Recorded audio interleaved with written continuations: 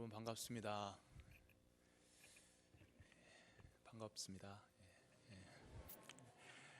옆에 분들한테 한번 반갑습니다. 잘 오셨습니다. 한번 인사했으면 좋겠습니다. 옆에 분들에게 반갑습니다. 잘 오셨습니다. 우리 뒤에 분들에게도 반갑습니다. 참 잘 오셨습니다. 좀 말씀해 주셨으면 좋겠습니다.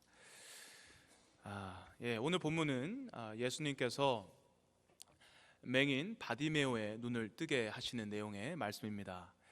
이 바디메오 사건은 마태복음과 누가복음에도 기록되어 있습니다. 근데 마태복음에서는 두 눈먼 사람이라고 기록하고 있고 거지라는 말이 없어요. 그리고 이름도 나와 있지 않습니다. 누가복음에서도 한 맹인이 구걸을 한다고 기록되어 있습니다. 근데 이름이 나오지 않습니다. 근데 오늘 저희가 읽은 마가복음에서는 맹인의 이름이 나오고 또 그의 아버지의 이름이 나오면서 이 맹인 거지를 소개합니다. 46절에 보면 디메오의 아들인 맹인 거지 바디메오가 길가에 앉았다가 이렇게 설명을 하는데요, 이 맹인은 디메오의 아들이고 맹인 거지인데 그의 이름이 바디메오라고 설명을 합니다. 근데 여기서 재밌는 것은 바디메오 이 이름 자체가 파르티마이어스, 티메오의 아들이라는 얘기거든요. 아람어에서는 이 bar자가 들어가면 이 앞에 붙으면 son of, 누구의 아들, 무엇의 아들이란 표현입니다. 그래서 여러분 잘 아시는 바요나 시몬, 이것도 요한의 아들 시몬이 되는 겁니다. 바나바는 어떻게 되겠어요? 나바의 아들이란 표현이 되는 거죠. 복음서에서는 사람의 이름을 소개하지 않아요. 귀신 들린 자, 부자 청년, 우물가의 여인, 혈류병 걸린 여인, 많은 사람들이 등장하지만 대부분 그들의 이름을 소개하지 않습니다. 근데 오늘 본문에서는 바디메오 이 이름을 소개하고 같은 이름인 그의 아버지의 이름을 소개했다라는 것이에요. 그래서 이것에 좀 특별한 의미가 있지 않나라는 생각을 제가 했습니다. 그러면서 이 이름에 대해서 한번 찾아봤어요. 디메오란 말이요, 영어로 defiled, polluted, unclean 이란 얘기입니다. 오염되다, 더럽다, 불결하다라는 말의 뜻이에요. 디메오는 불결이라는 것이에요. 더럽다라는 것입니다. 오염됐다라는 뜻입니다. 그러면 바디메오는 어떻게 되겠어요? 오염된 자의 아들, 더러움의 아들, 불결의 아들이라는 말이 되는 것입니다. 바디메오의 할아버지는 왜 자신의 아들을 디메오라고 이름을 줬을까요? 왜 더럽다, 불결, 오염됐다라는 그 의미의 디메오라고 아들의 이름을 지었을까요? 그리고 또 디메오는 자신의 아들을 왜 바디메오, 불결의 아들이라는 이름을 지었을까요? 괜히 궁금하지 않으세요? 저희는 그 이유에 대해서는 알 수가 없습니다. 하지만 분명한 것은 이 집안이 정상이 아니라는 거예요. 어떤 아버지가 태어나는 자식한테 더럽다, 불결하다, 오염됐다라고 이름을 짓겠어요? 아이를 갖게 되면 이 아이의 이름을 지으려고 이 온 식구가 고민하지 않습니까? 그 중에 제일 멋진 이름, 제일 이쁜 이름, 제일 의미가 좋은 그 이름을 지으려고 하는 것이 부모님의 마음이에요.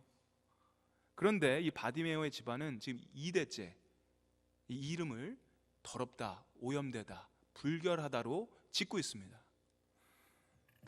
그들은 왜 그랬을까요? 이것에 대해서 제가 굉장히 많은 시간을 묵상을 했어요. 이거 왜 그랬을까? 왜 그랬을까? 왜 그리고 이것이 이 마가복음 이 성경에 기록되어 있을까? 그러면서 묵상하는 가운데 주님이 주시는 마음이 있었습니다.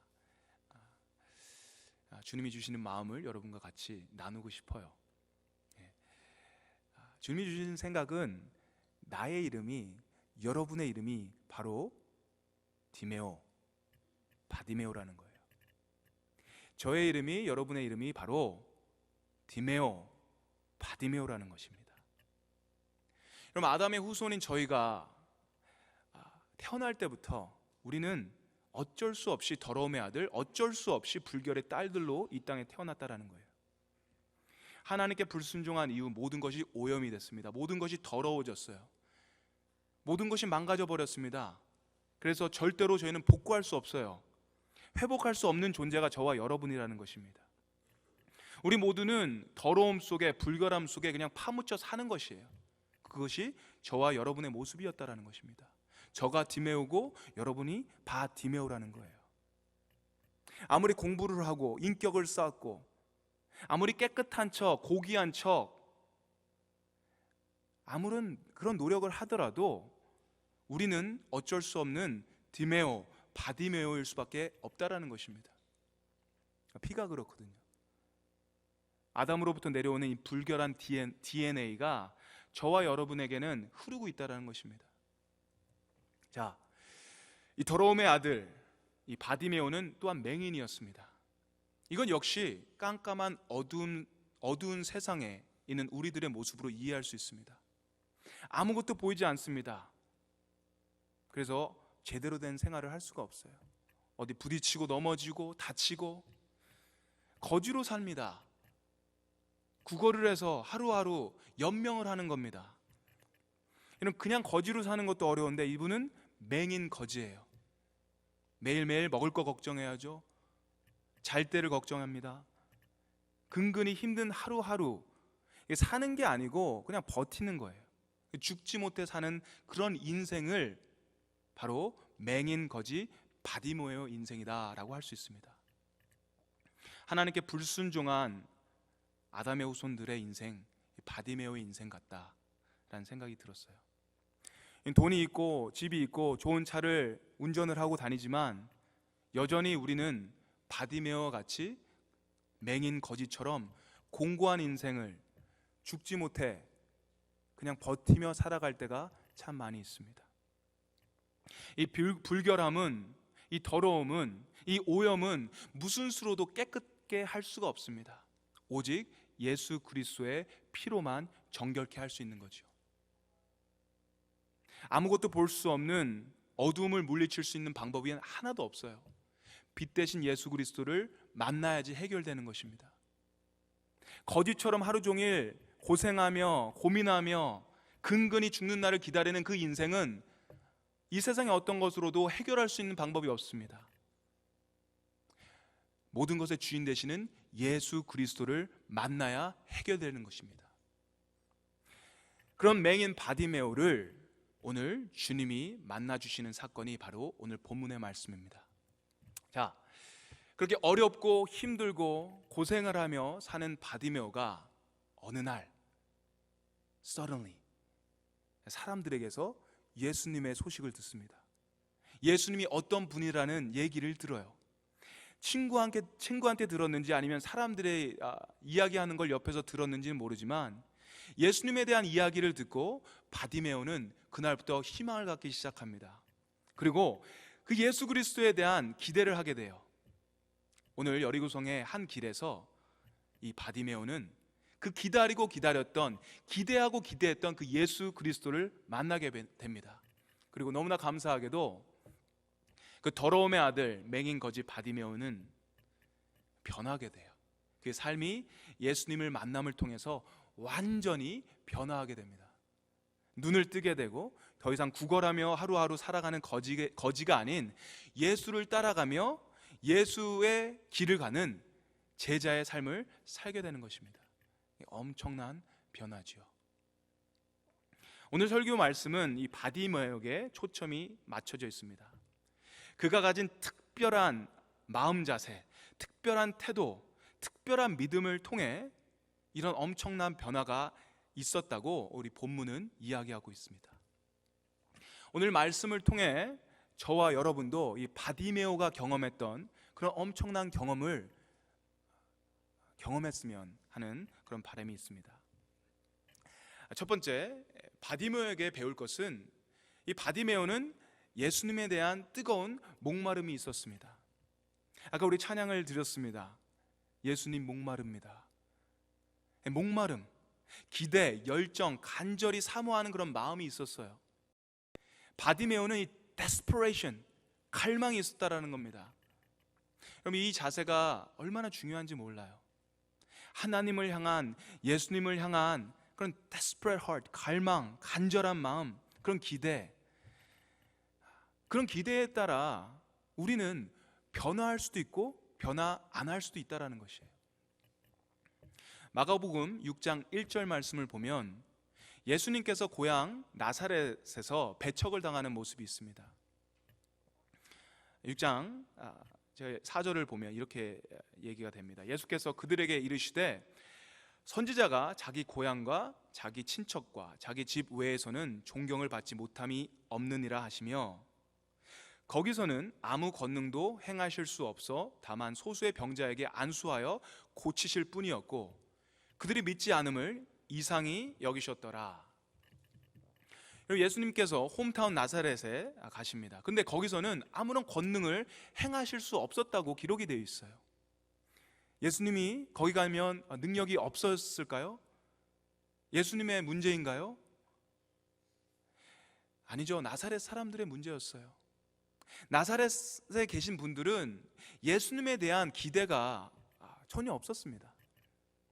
그들에게는 예수님은 그저 요셉의 아들이었어요. 평범한 목수의 아들이었습니다. 예수님께서 나사렛에 가셨을 때 사람들의 반응은 이랬을 것 같아요. 야, 너 참 오랜만이다. 잘 있었니? 너 목수를 그만뒀는데 요새 뭐 먹고 사니? 장가는 갔니? 어른들은 저놈 참 많이 컸네. 너 아까 회당에서 말하는 거 보니까 참 말 잘하더라. 그런데 뭐 니까짓 게 뭐라고? 야, 내가 네 아버지하고 학교를 같이 다녔어. 내가 너 기저귀 차고 다니는 걸 봤어. 뭐 이런 반응이었을 것 같아요. 예수님께서 아무리 좋은 말씀을 전하고 예수님께서 아무리 그들을 하나님의 말씀으로, 하나님의 권능으로 얘기를 해도 그들은 예수님이 보이지 않는 거예요. 예수님의 말씀을 하나님의 말씀으로 받지 않는 것입니다. 그저 그들에게는 요셉의 아들, 목수하는 그 사람일 뿐이었습니다. 예수님에 대한 기대가 없었어요. 소망이 없었습니다. 간절한 마음이 없었어요. 그랬을 때 거기에는 변화가 없었어요. 그런 자세로 예수님을 만난다면 기적은 일어날 수 없었다라는 것입니다. 오늘 이 자리에 오신 여러분들은 어떤 마음으로, 어떤 자세로, 어떤 태도로 지금 예배를 드리고 계세요? 여러분, 예수님에 대한 목마름이 있으세요? 예수님에 대한 그 기대가 있으세요? 그런 갈망이 여러분 안에 있으십니까? 지금 예배 드리면서 저희 삶에 정말 예수 그리스도가 온전히 주인으로, 온전한 하나님의 아들로 고백되는 시간 되기를 바라요. 이곳에 정말 특별한 주님의 임재가 임하시는 거라고 여러분 꼭 믿기를 바랍니다. 여러분 어떤 자세로 이곳에 계시냐에 따라서 여러분의 삶은 바디메오라는 맹인 거지의 삶을 계속 살 수도 있고, 아니면 거기서 벗어나서 눈을 뜨고 거지가 아닌 제자의 삶을 살 수도 있다라는 것을 본문을 얘기하는 것이에요. 우리가 정말 바디메오처럼 주님을 갈망하고 기대하고 주님을 간절히 사모하고 이 시간 계신다면, 정말 그런 마음으로 주님께 예배하는 모습이 있다면요, 여러분 변화는 반드시 찾아오게 돼 있는 것입니다. Same worship but greater impact. 여러분 똑같은 예배지만 여러분의 주님을 간절히 찾는 마음이 있을 때 그 임팩트는 커지는 거예요.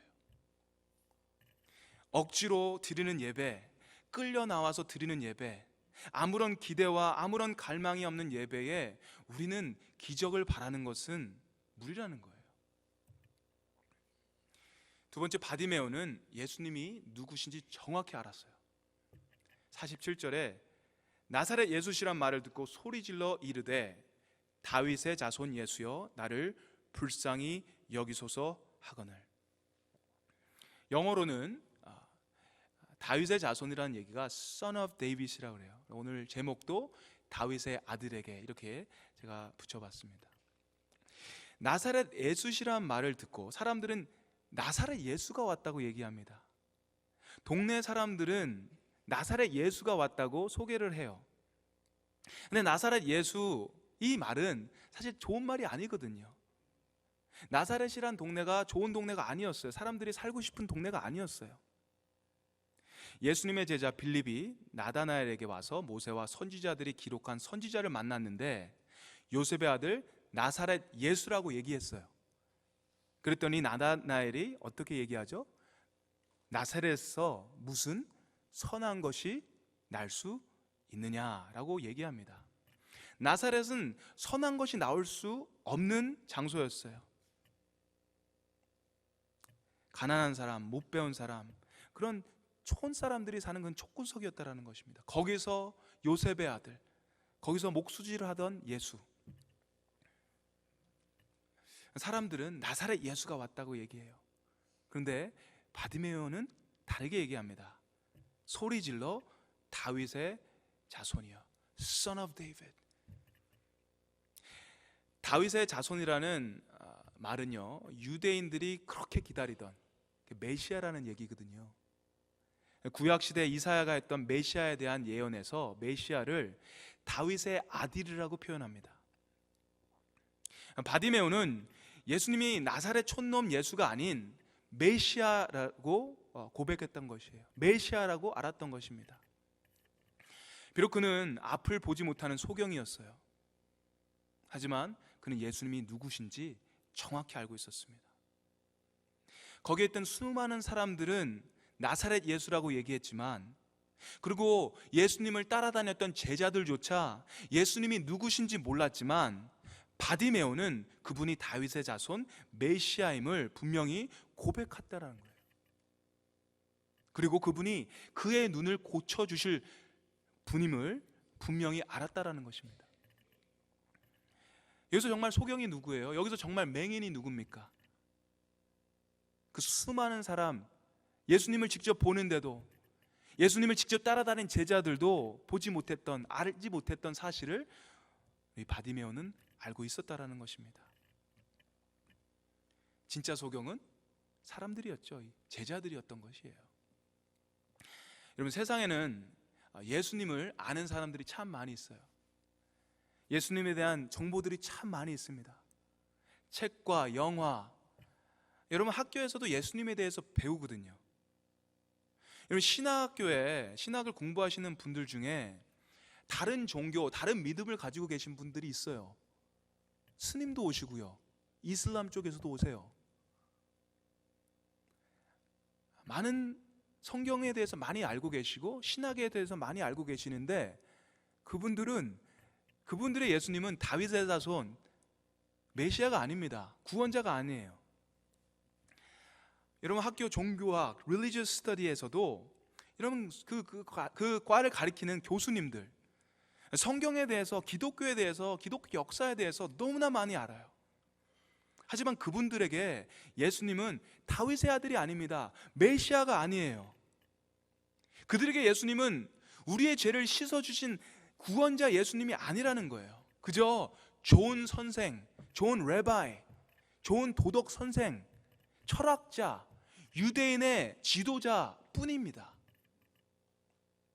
아무리 예수님에 대한 책, 그분의 정보를 알고 있어도 그분을 다윗의 아들 메시아, 우리의 구원자로 보지 않는다면 그것은 그들이 소경의 모습이라는 거예요. 여러분 예수님을 어떻게 보고 계세요? 여러분 예수님을 누구로 고백하고 계십니까? 여러분 바디메오처럼 내 삶에 가장 중요하신 분, 다윗의 자손, 나의 구원자, 나의 치료자, 나의 가장 귀한 분으로 여러분 고백하는 은혜가 임하시기를 주님의 이름으로 축원합니다. 세 번째는 바디메오가 세상의 핍박 속에서도 주님을 찾는 그런 용기가 있었어요. 47절 48절 보면 나사렛 예수시란 말을 듣고 소리질러 이르되 다윗의 자손 예수여 나를 불쌍히 여기소서 하거늘 많은 사람이 꾸짖어 잠잠하라 하되 그가 더욱 크게 소리질러 이르되 다윗의 자손이여 나를 불쌍히 여기소서 하는지라. 바디메오는 예수님을 향해서 자기가 가진 모든 힘을 다해서 소리질렀습니다. 자기가 가진 모든 힘을 다해서 그분에게 얘기했어요. 근데 사람들은 조용히 하라고 그래요. 시끄럽다고 그럽니다. 윽박질렀을 거예요. 아니 거지 주제에, 맹인 주제에 뭘 안다고 그렇게 떠드니 좀 조용히 해라, 그렇게 얘기했을 거예요. 그런데도 이 바디메오는 그 사람들의 말에 잠잠하지 않습니다. 그는 더욱 소리 질렀다고 얘기합니다. 더욱 크게 주님께 외쳤다고 얘기를 해요. 여러분, 주님께 가까이 가면 갈수록 세상이 여러분 보고 와 잘했다, 정말 너 잘하는구나 하면서 여러분 인커리지 하지 않습니다. 격려하지 않아요. 대부분 세상은 여러분들에게 조용히 하라고 얘기합니다. 잠잠히 하라고 얘기할 때가 많이 있습니다. 좀 오버하지 말래? 좀 적당히 할래?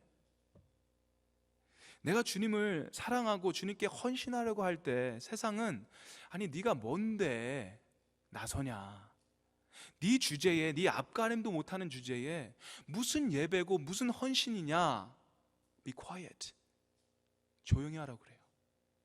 가만히 있으라고 그럽니다. 이것은 세상의 소리예요. 그런 소리를 우리가 들을 때가 있습니다. 하지만 그것은 진실이 될 수가 없어요. 그 소리를 우리가 기울여서는 안 됩니다. 여러분, 그런 소리를 들을 때마다, 그런 핍박이 있을 때마다 여러분 바디메오를 생각하시기 바라요. 그런 사람의 소리에 부딪혔을 때 이 바디메오는 가만히 있지 않고 오히려 더 크게 주님을 찾았다라는 거예요. 더 크게 주님께 외쳤다라는 것입니다. 여러분, 더욱 더 주님을 찾기를 바랍니다. 여러분, 더욱 더 주님께 소리질러 외치시기를 바랍니다. 여러분, 그 이유가 뭔지 아세요? 바디메오는 예수님만 보였거든요. 그는 아무것도 볼 수 없는 소경이었지만 예수님만 보였다라는 거예요. 예수님만. 그에게는 어떤 자존심이 없었어요. 예수님이 그에겐 제일 큰 분이었고 제일 중요하고 그분을 지금 바로 꼭 만나야 되기 때문에 그는 그렇게 소리 지를 수 있었다는 거예요. 예수님이 베스트였어요. 최고로 중요하신 분. 여러분, 영어에 Good is the enemy of best. Good is the enemy of best. 좋은 것은 최고로 좋은 것의 적이다라는 얘기가 있어요. 여러분, 세상에 좋은 게 참 많이 있습니다. 좋은 음식, 좋은 친구, 좋은 엔터테인먼트, 우리를 힐링하게 하는 좋은 것들이 많이 있어요. 하지만 여러분, 그것에 안주하게 되면 여러분 베스트를 놓치는 거가 되는 겁니다. 좋은 것들 때문에 제일 좋은 거를 잃어버린다는 것은 이런 어리석은 거거든요. 친구 때문에, 어떤 시험 때문에, 파티 때문에, 직장 때문에, 사업 때문에, 세상에 좋은 것 때문에 기도하는 시간, 예배하는 시간, 주님께 나오는 그 시간을 잃어버린다면 그것은 베스트를 잃어버리는 것이에요. 사랑하는 성도 여러분, 여러분께 주님이 제일 컸으면 좋겠어요. 주님보다 더 큰 분이 없었으면 좋겠습니다. 주님보다 더 귀한 그런 것이 없었으면 좋겠어요. 여러분 사업이, 여러분의 자녀가, 여러분의 그 어떤 것이라도 예수님보다 더 크지 않았으면 좋겠어요. 바디메오처럼 주님께서 제일 크신 분으로, 제일 큰 베스트로 여러분 보시기를 바랍니다. 마지막 네 번째는 바디메오가 가졌던 그 믿음이 있었어요. 바디메오는 주님이 부르실 때 겉옷을 내버리고 주님께 달려갔다고 그래요. 주님이 부르신다는 그 부르심에 바디메오는 자기가 몸에 두르고 있던 이 겉옷을 내버리고 주님께로 달려갔다 그래요. 영어에는 sprang up. 여러분 spring이란 말 있잖아요. spring. 좀 더 제대로 된 표현은 튀어나갔다라는 거예요. 튀어나갔다. 뿅 하고 듣자마자 부르시자마자 튀어나갔어요. 겉옷을 던져버리고 튀어나갔어요. 여러분, 이 겉옷이 뭐가 그렇게 중요하겠냐 이렇게 생각하시겠지만 이 겉옷이 그때는 굉장히 중요했어요. 유대인들이 여행 다닐 때 이 겉옷을 어떻게 썼냐 하면 밤에는 이불로 썼어요. 낮에는 햇빛을 가리는 천막으로 쓸 때도 있었다라는 것입니다. 귀한 물건이었어요. 이 거지에게서는 아마 제일 큰 재산 1호였지 않아 생각합니다. 근데 예수님께서 부르실 때 바디메오는 이 겉옷을 그냥 버려버리고 sprang up 그냥 달려갑니다. 튀어나갑니다. 어떤 계산을 하고 어떤 생각을 하고 잠시만 좀 생각해 볼게요 하고 나가지 않아요. 옷을 딱 해서 옆에 사람한테 이거 잠깐 가지고 계세요. 제가 저분하고 좀 얘기하고 내가 찾으러 오겠습니다. 이러지 않습니다. 정말 무식하게 단순하게 주님을 찾는 믿음이 바디메오에게 있었어요. 여러분, 주님을 찾는데 겉옷이 필요가 없어요. 우리는 지나친 치장, 지나친 허례, 지나친 메이크업을 하고 주님을 찾을 때가 있습니다. 근데 겉옷이 사실 필요가 없는 거거든요. 그게 중요한 게 아니거든요. 주님한테는 없으면 없는 대로, 부족하면 부족한 대로, 연약하면 연약한 대로 주님께 오면 주님 받아주시는 분이시거든요. 우리는 이때로 이 겉옷을 챙기느라고 주님을 못 만날 때가 있어요. Bad hair day. 머리가 짓눌렸어. 머리가 내 마음대로 나오지가 않았어. 메이크업이 제대로 잘 안 됐어. 이래서 교회 못 오는 애들이 있었어요.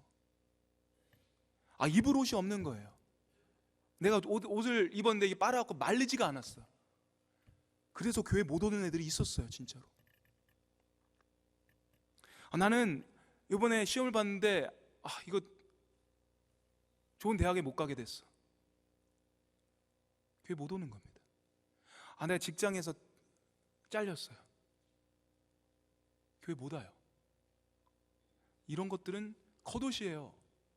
하나님 이거 보지 않는다라는 거예요. 예수님 이거 보지 않는다라는 겁니다.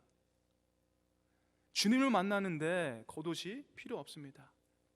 우리는 이 겉옷에 굉장히 많은 시간과 열정을 투자하는데 말이죠. 말씀을 정리하겠습니다. 이 바디메오는 이 더러움의 자식, 오염의 자식, 불결함의 자식, 그리고 앞을 못 보는 아무것도 볼 수 없는 맹인이었고 거지였습니다. 그런데도 불구하고 주님을 만난 이후에 눈이 떠지고 거지에서 주님의 길을 가는 제자의 삶을 살게 됩니다. 그가 변할 수 있었던 이유는 그가 처음 예수님을 갈망하며 부르짖었던 사람이기 때문이었어요. 그리고 주님을 다윗의 아들 메시아라고 정확히 알고 있었기 때문입니다.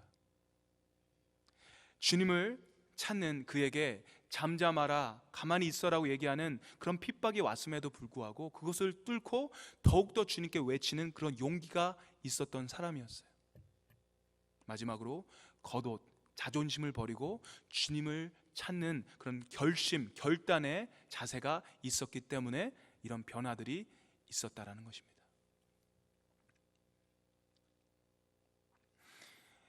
바디메오가 주님을 향해서 그렇게 열정을 가지고 믿음을 가지고 주님께 나갔을 때 여러분 주님의 반응이 어떠셨어요? 49절, 저는 이 말씀이 너무너무 좋아요. 멈추시고 그를 부르시는 거예요. 멈추시고 그를 부르시는 거예요. 우리가 주님을 부를 때 예수님께서는 가는 길을 멈추고 그를 부르셨어요. 우리가 진짜 정말 주님을 부르면서 찾을 때 주님은 우리를 무시하거나 못 들은 척하지 않습니다. 여러분, 이 마가복음에 기록된 이 이야기는 제일 마지막 기적의 내용이에요. 이거 끝난 다음에 예수님이 어디로 가시는 줄 아시죠? 예루살렘으로 갑니다. 예루살렘을 가시는 이유죠? 십자가 지러 가시는 거예요. 십자가 지는 이 사건은 정말 인류 사상 제일 중대한 사명이고 중대한 사건이거든요. 이 엄청난 일을 하시러 가기 전에 이 사건이 있었던 거예요. 십자가를 지는 이 중요한 사명을 하러 가는 이 길가에서 한 바디메오 더러운 맹인거지가 주님을 찾는데, 그 중대한 사명을 가지고 가는 그 길에서 멈추시고 그에게 주시했다라는 거예요. 저는 이 말이 너무너무 좋습니다. 우리는 중대한 일을 한다고 싶고 거룩한 일을 한다고 싶고 이런 사람들의 얘기를 듣지 않을 때가 참 많이 있거든요. 뭐가 그렇게 중요한 일을 한다고, 뭐가 그렇게 홀리한 일을 한다고 이런 사람들의 외침 절규를 듣지 못하는지 회개가 나오더라고요. 다윗의 아들 예수, 메시아 되신 예수는 이렇게 가장 밑에 있는 이 사람들의 이 외침에 대해서 귀 기울이시는 그런 분이에요. 그런 주님 앞에 우리 같이 예배하는 겁니다. 할렐루야. 여러분, 바디메오의 이런 믿음을 가지고, 이런 자세를 가지고 여러분 주님께 나아가기를 주님의 이름으로 축원합니다.